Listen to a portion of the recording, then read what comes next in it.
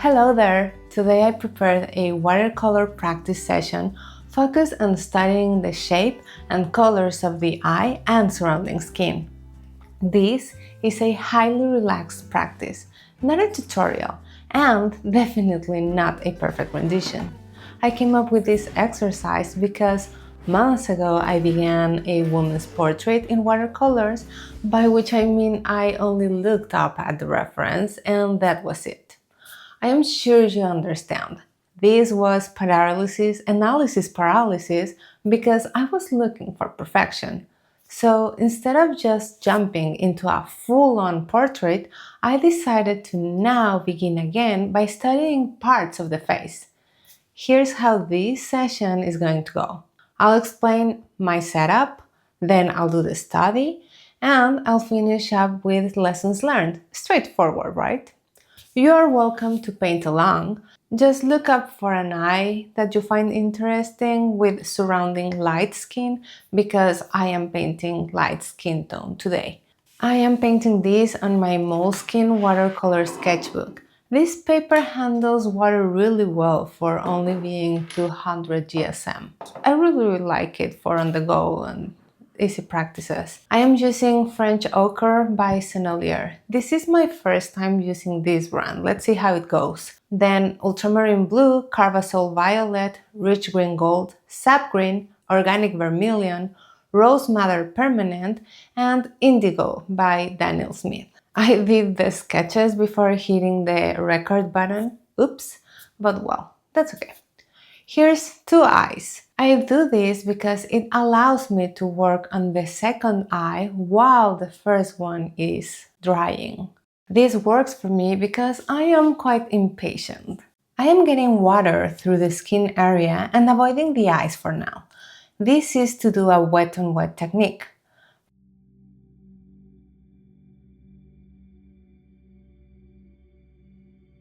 First, I am using this French Ochre by Sennelier to establish a warm undertone in the highlight areas. In this first part, I am applying an extremely diluted paint. Think of tea water that barely has any taste. As you can see, it is quite translucent. In this study, I am layering.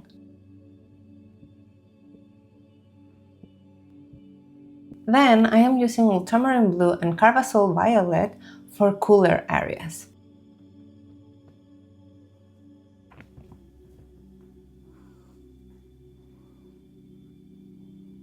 While these dry, it's time to do the eyeball.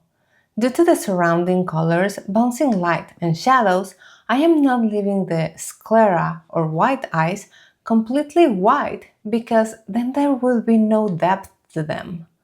I am going in with a light wash of ultramarine blue, and while the paper is wet, I am placing a little bit of more concentrated blue.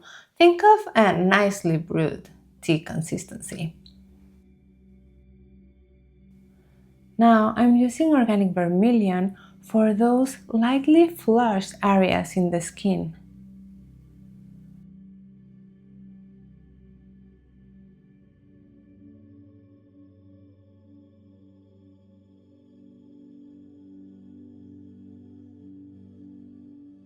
Next, I'm building the same colors up. Now, these are less diluted and getting stronger in the paper. I'm just placing these same colors, ultramarine blue, indigo blue. By now, it looks awful. I know it seems like I've done nothing, but that's because I'm working on layers. I am trying to be more patient. I am working on pushing through the slow phases and not giving up, because it seems not to be working. Now I'm also working on the iris. I am using sap green as a base near the pupil and indigo blue in the outermost part of the iris. For the reddish brown on this eye, I am using a mix of burnt sienna light and permanent brown. By now, I still feel like I'm going nowhere, so it's time to do the pupil and give it a more completed look, even though I know I will need more layers. I am using indigo with a bit of ultramarine blue for this, but in a heavy consistency, almost like it would be straight from the tube with a pinch of water. I'm leaving this space in the pupil without any color because that's where light is reflecting. I should have kept more white in the upper part of the iris, but I forgot.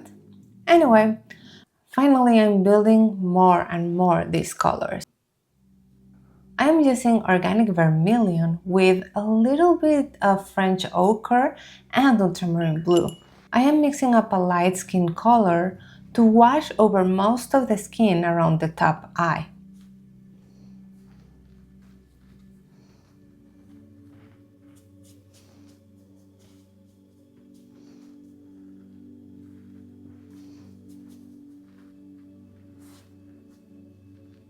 For the eye in the bottom, I am using a diluted mix of organic vermilion with a pretty small amount of French ochre to bring it all together.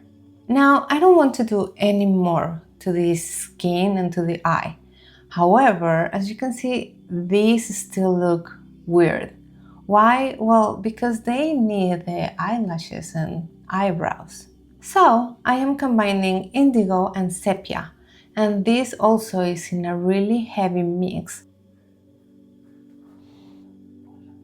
As you can see, I am going quite heavy. It isn't intentional. I really have to do some brushwork practice because I am going way too thick. And here it is, the completed exercise. I took a while doing this because of the layering. In real life, it took me about 1.5 hours, taking in account the drying times when I couldn't touch either. And now for the lessons learned. First off, I am so glad that I don't do microblading. Definitely, I need to practice brush strokes for painting lashes and eyebrows. I'll be like Bart Simpson writing in the blackboard. Next, I like the colors I used. Maybe I could try using the reds a little bit more intensely to give the skin more blush, just because I like that pop of color. And lastly, I began with two diluted paint. Next time, I'll try using more color since the beginning and compare which process and result I like the most. Overall, I enjoyed this practice. Mainly, I think that splitting a portrait into pieces will help me stop avoiding it. Did you adventure into painting along?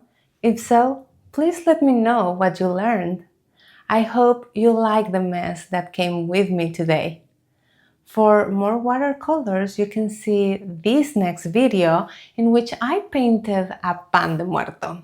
I'm so glad to have been with you today. See you soon!